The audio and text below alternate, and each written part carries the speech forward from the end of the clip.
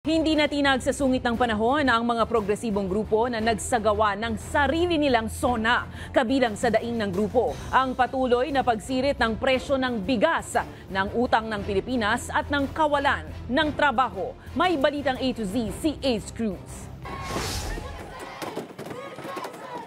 Sinabayan ng kilos protesta ng iba't ibang progresibong grupo ang SONA ni Pangulong Ferdinand Marcos Jr. sa kabila ng malakas na ulan. Kaya't imbis na sunugin ay pinagsisiraan na lang ng grupong bayan ang effigy na Undayang Pilipinas na pagpapakita ng anilay break-up ng Pangulo at Vice President Sara Duterte. Saan ka nakakita na Vice President binoykot ang Presidente?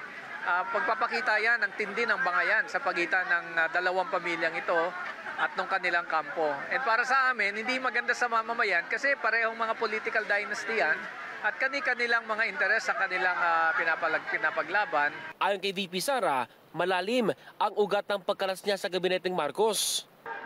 Habang sa gawa ng SONA ang ating Pangulo sa batas sa bansa dito sa Commonwealth Avenue, kaliwat kanan ang ginagawang pagprotesta ng iba't ibang grupo gaya ng agri-fisheries na ngayon ay nagtatapon ng pintura, tanda ng kanilang panggagalaiti sa kabanggamang problema ng ating bansa.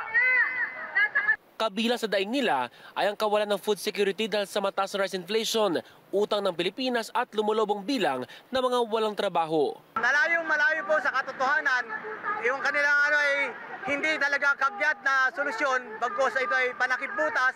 Sa talumpati ng Pangulo, batid niya malaking pasanin sa araw-araw na gastusin ng bawat Pilipino gaya ng presyo ng bigas.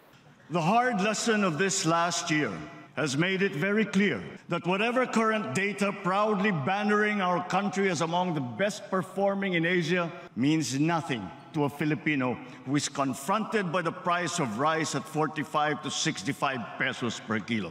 Sa kabila nito, ibinida ni Marcos Jr. ang paglulunsad ng tig 29 pesos kada kilong presyo ng bigas sa Kadiwa Centers.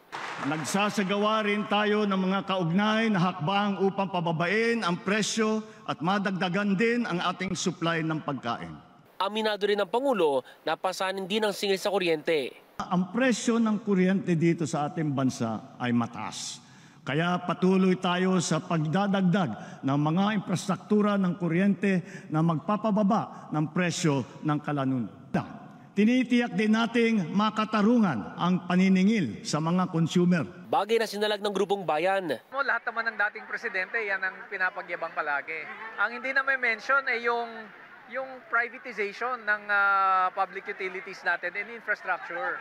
Kasi hanggat privatize yan at negosyo ang nagpapatakbo niyan, malaking kita rin ang resulta niyan sa mga negosyante at mas mataas na presyo sa mga mamamayan. Habang nagpoprotesta ang mga kontra sa Pangulo, tinapatan ito ng mga pro-Marcos sa kabahan ng Sandigan Bayan. Hirit na ilang taga-suporta ng Pangulo sa halip na puro reklamo, dapat bigyan ng pagkakataon ng Pangulong tuparin ang kanyang mga pangako. Dapat tayo kasi mga Pilipino hindi na tayo marunong magkaisa eh. Dapat kung sino po yung nakaupo, pagbigyan natin siya na kung ano man po ang kanyang mailalatag para po sa bayang Pilipinas. Sa kabila ng mga protesta, sinabi ng NCRPO na naging mapayapa sa pangkalahatan ang sitwasyon sa ikatlong SONA ng Pangulo. Para sa Balitang A to Z, Ace Cruz.